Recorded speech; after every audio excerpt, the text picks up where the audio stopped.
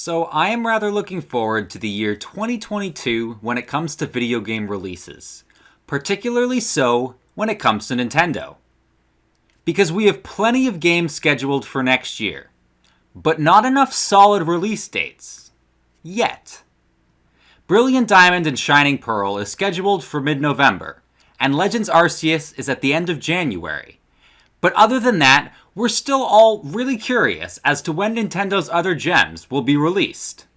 Games such as Splatoon 3, Bayonetta 3, the sequel to Breath of the Wild, Kirby, and the new Mario and Rabbids are all scheduled for next year, 2022.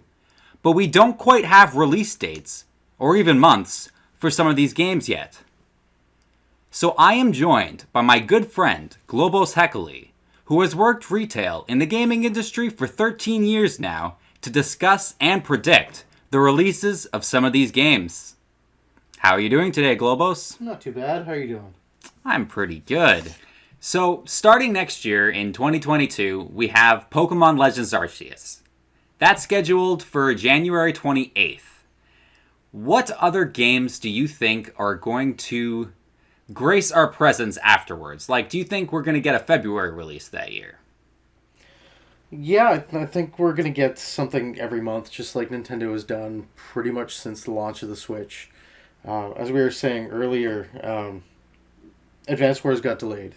So Advance Wars 1 and 2 would make a lot of sense being their February release. I can see that, because Advance Wars was supposed to come out in December, and unfortunately it got delayed. It would make sense to fit it in February, especially since March seems like a date for another type of big game that Nintendo's going to throw at us. You have a prediction for this? I've been saying it for a while. I think it would make the most sense to have the Breath of the Wild sequel as being an anniversary release. So like March 3rd, March 4th. 4th would make sense because it's a Friday. Nintendo's been doing a lot of Friday releases lately. Yes, I can totally see them doing that on the 5th anniversary, like the 5-year anniversary of Breath of the Wild, throwing the sequel at us, and that should be great. I'm still really curious as to what timeline it's going to take place in. Like, do you think they'll follow right after Breath of the Wild, or maybe even do the Age of Calamity? Or I feel like it's gonna link Age of Calamity with Breath of the Wild. How they do it, I don't know. Whether it's a timeline collide or alternate timelines, kind of doing like a Link Between Worlds, Link to the Past kind of style, where they jump between the two worlds. Well, that'd be interesting. I don't know. I think it's gonna be neat, and with the teasers linking back to Skyward Sword, I think there's a lot of stuff they're going to be playing with.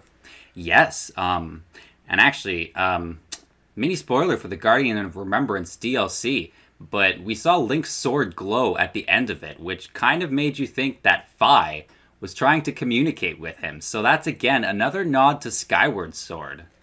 Yeah, and when you first get the Master Sword, you hear a little ding, almost like her voice, which I thought was a nice nod to Skyward Sword, too. Oh, yeah, that's in the original Breath of the Wild, isn't that? Yes, it is. Yes.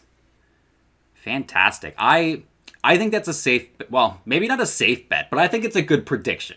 I think March 3rd, 4th, sometime to celebrate the 5-year anniversary, I think that's a good prediction for Zelda and for March. Yeah. We have another game scheduled for spring 2022. Kirby and the Forgotten Land. When do you think that's going to come out? I could see that one being more May. So we'd still have an April release to try and figure out. But I can definitely see Kirby being a little bit later, but not too late. So definitely a May release. That's fair. I tend to lean a little more towards April. More like mid-late April, especially if they're throwing Breath of the Wild at us early in March. I just think late April would be not too bad for Kirby and the Forgotten Lands. Maybe. Maybe? I don't know. It's hard to really know at this point. But Splatoon 3 has to come out for some Splatfests, and it's got to get us prepared for the summer. So, what month do you think that is going to come at us? June. Definitely June. Definitely June. Ooh. Just before summer starts for, I guess, high school and whatnot. But yeah, I can see June being a good release date for Splatoon to start the summer off strong and then end the summer with Mario Rabbids, so in August. Ooh, yes, that would be nice. Mario and Rabbids, Sparks of Hope. That title is definitely interesting in the fact that it seems like Rabbids have cannibalized a few franchises. Like, they're everywhere. At least they haven't destroyed the Mario franchise by doing the Mario Rabbids. It's been a decent IP. Yeah. It's oddly fun. I don't really know how else to describe it. Like, it's got this weird flair to it. So if we have Mario and Rabbids Sparks of Hope as an August release, how about Bayonetta 3 for a September release around when school starts for the kids again? Yeah, definitely September release. I can see that being September. And then to follow up, we would probably see Metroid Prime 4 in October. Ooh. Continue Metroid being an October release. I like that idea. I tend to side slightly more towards a Prime trilogy being released first in October just to get us prepared and properly hyped for Metroid Prime 4. Well, we're still missing a month. At least 1 month. I can see Metroid Prime Trilogy being like a July release and then have 4 in October as, a bit of a gap between them so you're not overloaded on Metroid. So, here's what we got so far. The year 2022 would start off with Pokemon Legends Arceus in January. February would be Advance Wars 1 and 2. March, the sequel to Breath of the Wild, likely to celebrate the 5-year anniversary. And then we have in spring, likely in May, Kirby and the Forgotten Land. I can't wait to play Super Kirby Odyssey. That's what it looks like. Afterwards, we have Splatoon 3, hopefully in June, because we know we gotta get ready for some Splatfests. And then Mario and Rabbids Sparks of Hope, we can see coming out later in the summer, so sometime in August. That would leave Bayonetta 3 sometime in September, and October to be Metroid Prime 4. Ones that they haven't announced, like Metroid Prime Trilogy for maybe July, and then I could see maybe an announcement for Donkey Kong for, I think we're missing April right now. An April release. It would be interesting to see them squeeze it in. And, I mean, just looking back at how they announced Breath of the Wild and the Switch release date, they only gave us like a month and a half from when they announced it to when it actually came out. So, It could happen with Donkey Kong.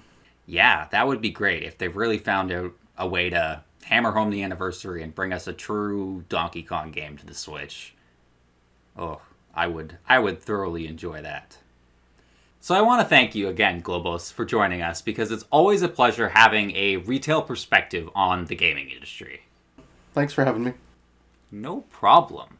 So, those were the opinions of Keifi and Globos Heckley trying to accurately predict Nintendo's entire 2022 release schedule. Let us know what you think in the comment section below and what months you think each game will come out in. Don't forget to hit like and subscribe if you've enjoyed this or any of my other videos. But most importantly, have yourself a fantastic day. May your heart be your guiding key. And happy gaming.